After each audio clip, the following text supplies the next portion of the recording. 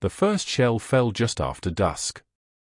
The earth shuddered, the sky tore open, and for a brief second, the night was red. Then came the silence, that terrible, waiting silence before the next barrage. Private Etienne Moreau adjusted the lantern in his hands, its small yellow flame quivering in the wind like a dying star. Verdun. It was supposed to be impregnable, the fortress of France. Now, it was a graveyard wearing a uniform. Etienne had volunteered for a job no one wanted. The lantern keepers, they called them, the men who carried oil lamps through the shattered communication trenches at night, marking safe paths for stretcher-bearers retrieving the wounded. Most lasted a week. Some only a night. But Etienne had lasted 3 months. 3 months of darkness, fire, and screams echoing down tunnels that smelled of iron and death. Every evening, as the sun sank behind the ridge, he would light his first lantern and whisper the same words. Pour ceux qui reviendront. For those who will return. But lately, he wasn't sure who he was lighting the way for. The trenches were quieter now. Too quiet. Etienne's boot sank into the mud, each step a soft squelch followed by the distant cough of artillery. A faint mist hung low, swirling around the yellow halo of his lantern. The air reeked of rotten wet cloth. He turned a corner and froze. A man sat slumped against the wall, his uniform shredded, eyes wide and glassy. Mon Dieu, Etienne knelt beside him. The man's dog tag was bent, the name half erased by rust. He touched his neck. Cold. Another lost soul. He adjusted the man's coat, closed his eyes, and whispered a prayer. Then he hung a small tag on a nearby post, one of the silent markers that guided the medics by dawn. Light the way, he murmured to himself. That's all I can do. But that night, something changed. As he placed his final lantern near a ruined dugout, he noticed movement down the line, a figure, far away, holding another light. Etienne squinted through the fog. The figure was tall, wearing a French uniform. The lantern in its hand shone brighter than any flame he'd ever seen, steady, golden, almost pure. He called out, "Bonsoir." "Who's there?" The figure didn't answer. It only turned, walking deeper into the mist, the light bobbing slowly, rhythmically, like it was leading him somewhere. Etienne hesitated. No one else was scheduled to patrol tonight. He followed. The path twisted and narrowed, the air growing heavier with each step. He recognized landmarks, a fallen timber, the shell crater near the old bunker, but they felt wrong, stretched somehow, as if the trench itself were bending under invisible weight. The figure ahead stopped. The lantern glowed brighter now, so bright Etienne had to shield his eyes. Then it turned. The man's face was pale, familiar, somehow, but the eyes, they weren't eyes at all. They were black hollows that reflected Etienne's own trembling flame. That night, the bombardment began earlier than usual. The Germans were testing new shells, high-explosive rounds that shook the ground like the hand of God. Etienne ducked into a dugout as dirt rained from the ceiling. The lantern swung violently from a nail, its flame flickering madly. He closed his eyes and whispered, "Hold on." When the shelling finally ceased, the world was silent. He crawled out, coughing, into what had once been the trench. Now it was a river of mud and fire. Bodies half buried, rifles twisted like broken branches. And then, he heard it. A faint cry. "Help, quelqu'un." Etienne stumbled toward the voice, slipping on wet boards until he found him, a young boy, barely 18, clutching his stomach, his uniform soaked red. Etienne knelt beside him. "Easy, easy. I've got you." The boy's eyes fluttered open. "Am I dying?" Etienne froze. He had heard that question too many times. He took the boy's hand and said softly, "Not tonight."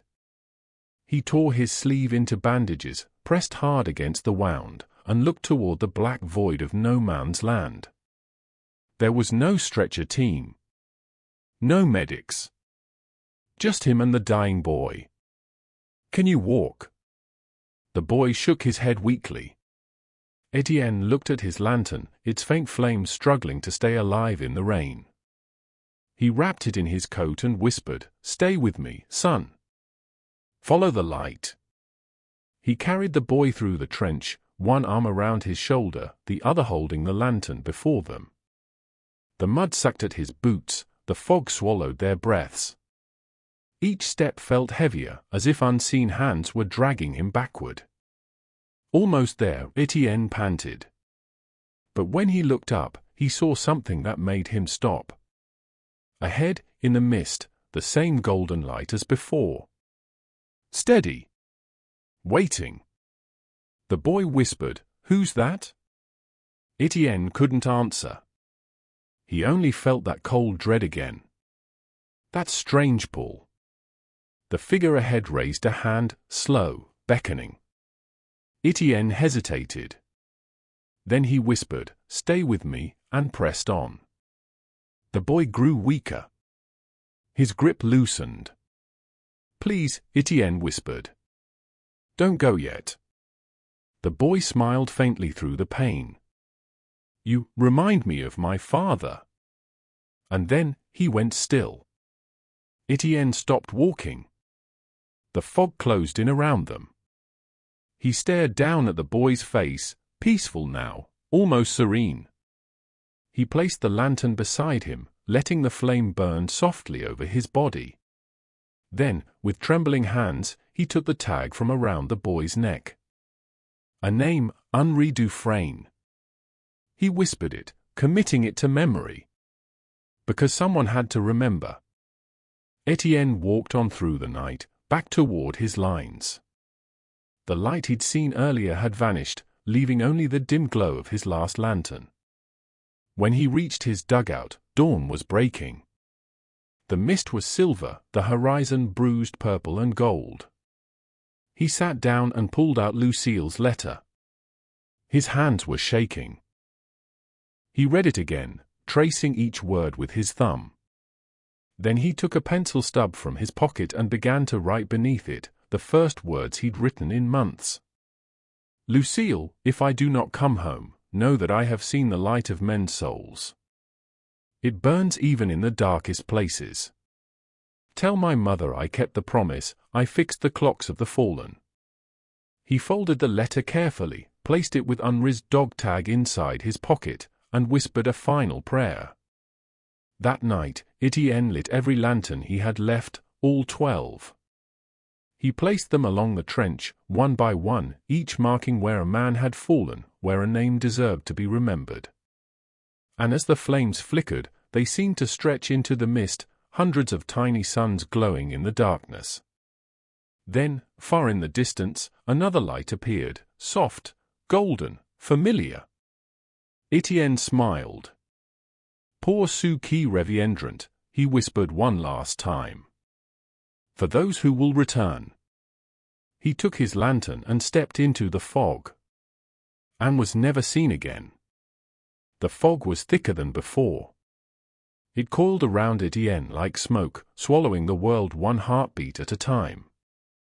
Each step he took seemed to echo in eternity, the mud pulling at his boots, the silence pressing against his chest.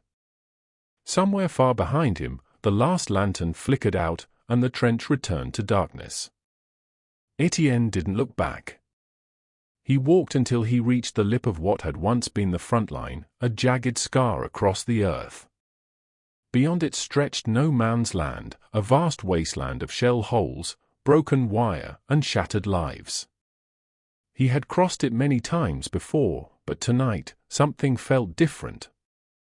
There was no sound of gunfire, no flares lighting the sky. Only stillness. He raised the lantern, its faint flame trembling. In its glow, he saw the outline of helmets buried in the mud, rifles half submerged, fingers frozen in the act of reaching. The dead of Verdun did not rest, they lingered, quiet sentinels beneath the earth. Etienne whispered to them as he walked. "Bonsoir, mes frères, forgive me for stepping among you." The wind answered with a hollow sigh, carrying with it the faint smell of smoke and roses, the same scent that once filled Lucille's hair. He smiled faintly at the memory. Then, he heard something. A sound, faint, distant. Music. A single violin, soft, haunting, drifting through the fog. He froze, his heart hammering. No one played music here. Not for years. He followed it, stepping over debris and craters, until he came upon a small dugout half collapsed beneath a fallen tree. The music grew louder, clearer. He crouched and peered inside. There, in the dim light, sat a German soldier. His face was pale, his uniform tattered, but in his hands was a violin, its strings glinting faintly in the lantern light. The man looked up, startled at first, then calm. Neither spoke for a long time. Finally, Etienne whispered, "Why heißen Sie?" The man smiled weakly. "Johann." Etienne nodded. "Etienne." Silence again. The air between them was heavy, uncertain. Then Johann gestured toward the violin. "It is for the dead."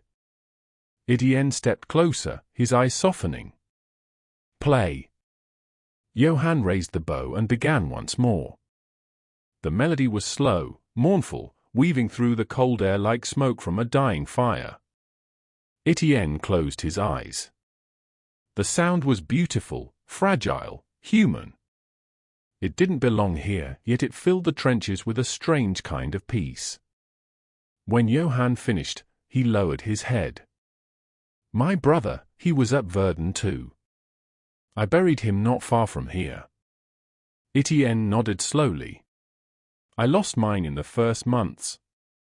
The two men sat in silence, not enemies, not soldiers. Just survivors clinging to what little warmth remained. After a long while, Etienne said softly, "There's a farmhouse south of here. If we move before dawn, we can reach it." Johann's eyes flicked toward the horizon. "You'd help me?" "A German." Etienne shrugged. "The dead don't care for uniforms." They set off before sunrise. Etienne led the way, his lantern dim beneath the morning haze. Johann followed, limping slightly, his rifle slung across his back. The battlefield was endless. The once green fields were now an ocean of mud and smoke, littered with the remains of machines that had once seemed unstoppable. Halfway across, Johann stumbled into a crater, groaning. Etienne reached down to help him, but froze. Gas mask canisters. Dozens of them. The faint hiss of a leaking valve. Etienne's stomach turned cold. "Mask! Schnell!" Johann shouted. They fumbled to pull their masks on as the pale green mist began to spread across the crater floor. The smell hit next, chlorine, sharp and suffocating. Etienne's lungs burned. His hands trembled. He pressed his mask tight and looked at Johann, the German's eyes wide behind the glass lenses. "Go!" Etienne gasped. They scrambled up the crater's edge, coughing even through the filters. Etienne stumbled near the top, his lantern falling and shattering below. Flames hissed out instantly. Darkness. He dragged himself over the ridge, chest heaving. They collapsed side by side in the mud, gasping, tearing off their masks once the wind carried the poison away. Johann spat blood, trembling. "You saved me." Etienne laughed weakly. "Maybe I just didn't want to die alone." Johann smiled faintly. "Then you are a fool, Frenchman." "Oh, Etienne whispered, staring up at the grey dawn. But fools still hope. Hours later, they reached the farmhouse, or what remained of it. The roof had caved in, the walls blackened by shellfire. Inside, a piano stood half buried in debris, its keys yellowed and cracked. Johann limped toward it, brushing away the dust. He pressed one key, it sang softly, a fragile echo of what once was. Etienne found a corner and sat, pulling Lucille's letter from his pocket again. He reread it slowly, every word a memory. Johann noticed. "Your wife." "My heart," Etienne replied. "She's waiting in Reims." "Always." The German nodded. "I had a fiancée. Elsa. She wrote every week." Then the letters stopped. For a while, neither spoke. Only the wind whispered through the ruins. Then Johann looked at him. "Maybe that's why we're still here. To carry their words." Etienne looked up. "What do you mean?"